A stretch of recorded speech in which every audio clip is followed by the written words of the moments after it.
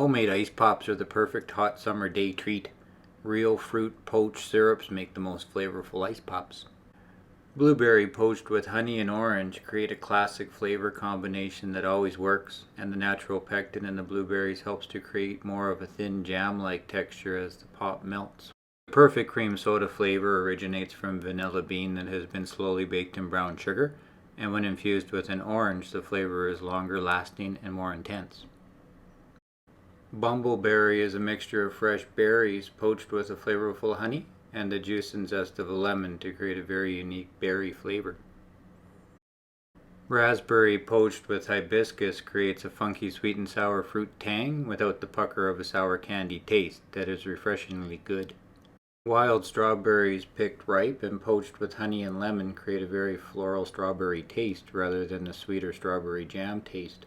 Frozen into a pop with a little cream, the delicate flavors really stand out. Layered ice pops with lots of flavors and textures are a lot of fun and show true homemade craftsmanship. Little vanilla seeds infused into the syrup create that noticeable handmade experience. Natural fruit soda pop style syrups have lots of uses and are very easy to make.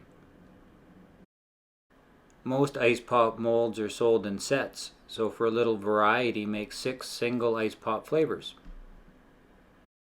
Fruit syrups are easy to turn into ice pops because they contain a lot of sugar. The more sugar the syrup has in it will cause the ice pop to have a softer texture because sugar solutions freeze at lower temperatures, which creates a softer texture as the ice pop melts. Other stabilizers are added to the store-bought varieties to create the texture the corporations are looking for, so we don't need to add them. The sugar impact from the homemade versions we make can be a lot lower, so the textures and flavors are more genuine. A very important part of a fruit syrup recipe is to taste as you add ingredients. You do not need to taste a whole mouthful, but you want enough on your tongue to guess the sugar and acid balance. Do not worry about the fruit's tart or sour flavors because adding sugar is only used to create a softer texture. Too much sugar will not help the natural sweet fruit flavors taste better. It'll make the syrup become too much like a fast food waffle style syrup instead of a beautifully poached fruit syrup.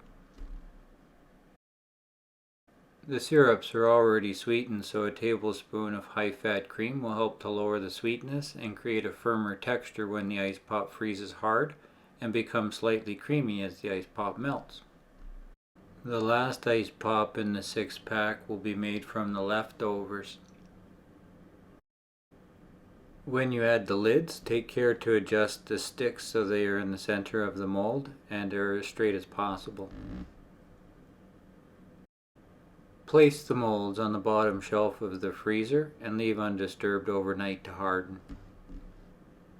The ice pop molds I use have a little rubber stopper that fits to the lid and holds the stick in the center of the mold. Since I am taking the lid off and on again to allow the layers to freeze, I use the stopper to rest the lid on to help center the stick between layers. The remaining ice pop mixtures can be layered into another ice pop. Cream will freeze the fastest, so I poured the orange cream soda flavor on the bottom and let it freeze hard in the freezer for about 2 hours. The next flavor of strawberry lemon is poured on top to create the next layer. The tip of the stick should stick into the top of the frozen bottom layer, but don't force the stick all the way through. Care is needed to try and get the stick to stand up in the middle of the mold, and even more care is needed when you transfer and set the mold back into the freezer. Do not check to see if the next layer is frozen by moving the stick. The stick should stand up relatively straight on its own after about 2 hours. The wild strawberry and lemon layer froze hard, so I added the blueberry orange syrup without adding cream to add an interesting contrast layer. I got the next layer ready and added a little bit of cream to the raspberry hibiscus syrup to create a noticeable clear stripe when the blueberry orange layer froze solid. Every layer needs to be frozen or the top layer will creep into the bottom layer, but that can be done on purpose too.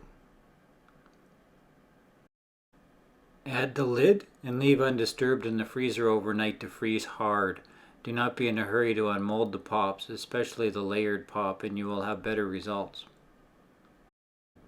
Place a small sheet pan into the freezer to chill down completely because it'll be used to put the ice pops onto as they are molded. Fill a 500 milliliter wide mouth mason jar 2/3 full of hot tap water, or a jar slightly bigger than the ice pop mold.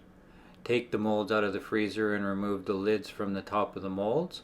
The lid can also be left on and used as a knuckle guard to catch the melting pop before it drips onto your hands. To unmold the ice pop, carefully dip the mold into the hot tap water until it comes all the way up the side for about 2 seconds. This quickly melts the outer layer, releasing the pop. Work quickly to unmold the rest of the pops and serve right away, or place the ice pops in the freezer because the pops will start to melt within a few minutes. Holding the mold under the faucet for a few seconds works too. Placing the ice pops on parchment paper makes the pops easier to move around. The formula that I like to use is 225 grams of fruit with 60 grams of honey or sugar and a small amount of citrus juice. Citrus zest adds a great deal of flavor, and adding herbs, spices, and tea leaves are easy ways to dramatically change the flavor in a complementary sort of way.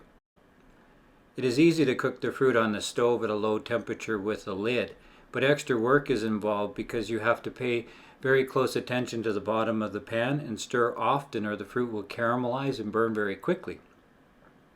So cooking the fruit in a water bath provides more uniform cooking of the fruit to achieve an uncaramelized flavor. There are lots of ways to make small amounts of fruit syrups to create different flavors and textures of ice pops. The advantage to cooking the fruit into a syrup in bag sous vide style is you do not dilute the flavor of the fruit. I believe the flavor of fruit changes into more of a baked flavor when it is boiled in a saucepan, but when using a stovetop method, you can amplify this effect by gently reducing the syrup. This reduction method increases the amount of sugar by volume in the syrup too. However, boiling delicately flavored berries and even more delicately flavored citrus fruits for extended periods of time can create strange tastes. So poaching orange segments to make a cream soda syrup at a lower temperature sous vide style is a safer way to go.